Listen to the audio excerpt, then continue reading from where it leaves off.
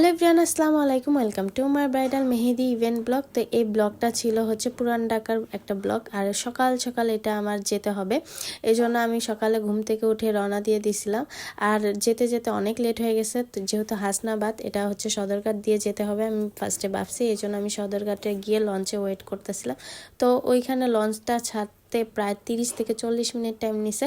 এই জন্য আমরা জাস্ট হচ্ছে ওর হাতে একটু জাস্ট ডিজাইন করে দিয়েছিলাম। তো ওই দিন আমি দুইজনে গেছিলাম, আমি আর আমার কো আর্টিস্ট নাদিয়া।